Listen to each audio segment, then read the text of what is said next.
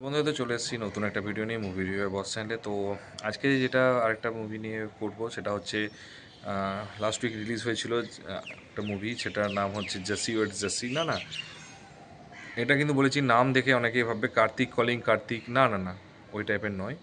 জাসি weights জাসি Ranbir সোরেশ, Sikandar, হর্ষবর্ধনের অভিনীত movie, একটা comedy 90s মতো ড্রামা। সেটা হচ্ছে মুভিটা। তো মুভিটা নিয়ে আমি ফার্স্টে আগে একটা একটা করে পয়েন্ট বলি।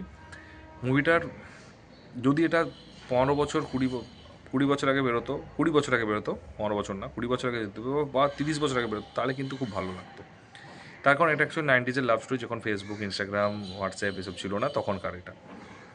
তো দুটো, রণবীর শোর একজন মিডিল মানে বিবাহিত মানুষ, ঠিক আছে, সে তার হচ্ছে সে হচ্ছে মানে যেটা ব্যাপারটা তার মধ্যে যে স্বপ্নটা রয়েছে যে একটু ইয়াং বয়সে যে রোমান্টিকটার ব্যাপারটা ছিল সেটা। আর এখানে হচ্ছে জাস্ট মানে রণবীর, মানে সত্যি কথা বলতে কি, আমার যেটা সিকান্দারকে হচ্ছে একটা সিরিয়াস অ্যাক্টরকে কমেডি করতে দিলে যা হয় যেরকম লেগেছে সেরকমই লেগেছে। মানে যদি প্রভাসকে দিয়ে দিকে কমেডি করতে বলে তো ঠিক সেরকম লাগবে। মহেশ বাবুকে দিয়ে যে কমেডিগুলো যেগুলো ওয়ার্ক করে না সেগুলো হচ্ছে সেরকম ব্যাপার। আর হর্ষবর্ধনকে ঠিক আছে, খারাপ লাগেনি খুব, ওকে কিন্তু অ্যাকচুয়ালি কিন্তু খুব উত্তরাখণ্ডে তো বেস্ট করে স্টোরিটা। তো ওকে কিন্তু খুব সিম্পল সাদা সিধে এবং একটা নর্মাল, ওকে কিন্তু ভালো লেগেছে আমার। এবং যে নায়িকা ছিল বা যে পুলিশ অফিসার ছিল তাকেও কিন্তু ভালো লেগেছে, রেহমাত মানে নায়িকার নাম। আর হচ্ছে পুলিশ অফিসারও যে ছিল তাকে কিন্তু খুব সুন্দর লেগেছে, তাই কমেডিগুলো খুব ভালো করেছে। এছাড়াও হচ্ছে মানে যে সাইড অ্যাক্টরগুলো ছিল তারা কিন্তু কমেডি ভালো করেছে। তো সিনেমাটা হচ্ছে, স্টোরিটা হচ্ছে যে ফার্স্টে হচ্ছে দুজন, মানে নায়িকার নাম হচ্ছে জেসি, তো ও আর এদিকে হচ্ছে হর্ষবর্ধন নাম হচ্ছে জেসি। তো এরা দুজনে প্রেম করা শুরু হয় এবং তার মিডিলে আছে হচ্ছে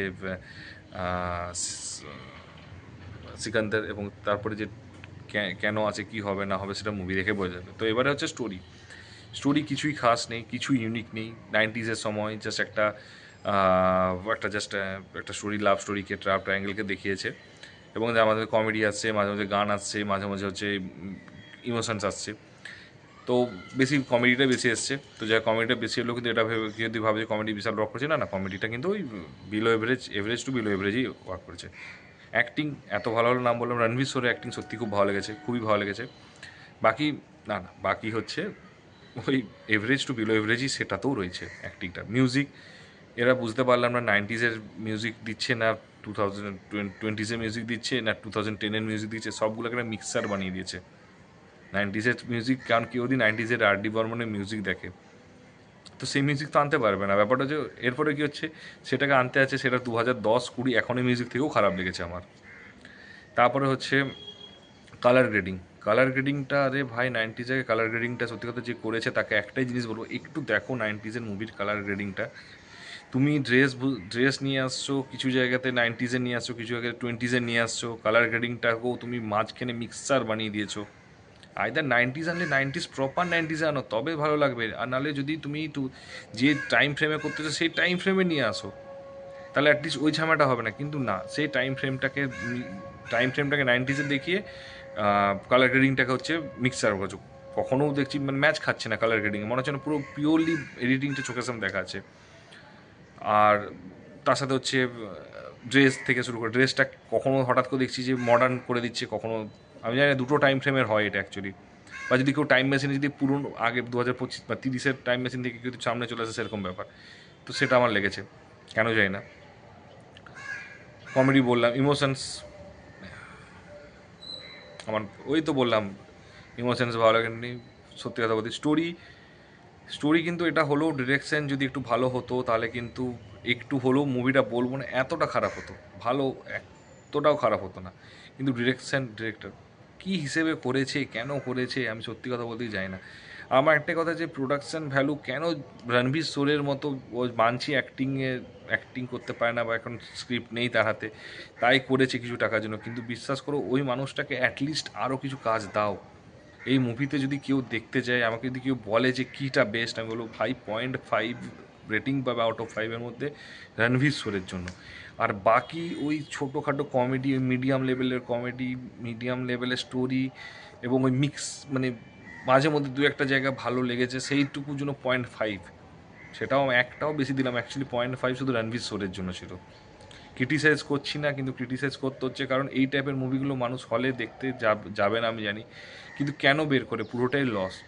এক চতুর্নার যে মুভিটা ছিল বা হির এক্সপ্রেস, এদের থেকেও বাজে লেগেছে। অ্যাটলিস্ট কিছু টুইস্ট থাকতো, অ্যাটলিস্ট কিছু একটা স্টোরি থাকতো, রিভেঞ্জ স্টোরি থাকতো, সেটাও নেই এখানে।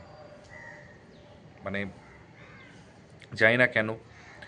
স্টোরিটা ডেফিনেটলি অ্যাক্টারদের দোষ আমি দেবো না অতটা, কারণ তাদের হাতেও কাজ নেই, তারা যদি একটা অ্যাক্টিং করে। কিন্তু প্রডিউসারকে বলবো, ভাই কেন, স্টোরি দেখো কী লেভেলে কী স্টোরি, ডিরেক্টরকে বলবো স্টোরিটা দেখে বলো যে স্টোরি, বা নিজে চেঞ্জ করো সময়ের সাথে সাথে। এরকমভাবে কে করে? তো আমার ওভারঅল এক্সপিরিয়েন্স খুব খারাপ গেছে। এটুকুই বলবো, কেউ যেও না, এটা যদি ওটিটিতেও আছে কেউ দেখবে না, এর জন্য সাবস্ক্রিপশন নিয়ে কেউ দেখবে না, সাবস্ক্রিপশন থাকলেও কেউ দেখবে না, তার থেকে একটা গান শোনা অনেক বেটার ওই 2 ঘন্টা ধরে। তো আমার এটা খুব বাজে এক্সপিরিয়েন্স ছিল। মানে বললাম না, উইকলি 6টা 7টা করে বেরোয়, তার মধ্যে একটা দুটো ভালো বেরোয়, বাকিগুলো এভারেজ বেরোয় এবং 2-3টে বাজে বেরোয়, সেরকম এটাও একটা তার তালিকায়। তো যাই হোক, তোমরা যদি কেউ দেখে থাকো, আমার পার্সোনাল এটা মনে হয় যদি তোমাদের ভালো লেগে থাকে, কীরকম লেগেছে সেটা কমেন্ট বক্সে জানিও। আর যদি কেউ দেখতে যাওয়ার প্ল্যান করো, এই ভিডিওটা একটু শেয়ার করে দিও, অ্যাটলিস্ট ভুল করবে না এবং টাকাটা বাঁচাবে। আমি ফেঁসেছি কিন্তু তোমরা ফাঁসবে না।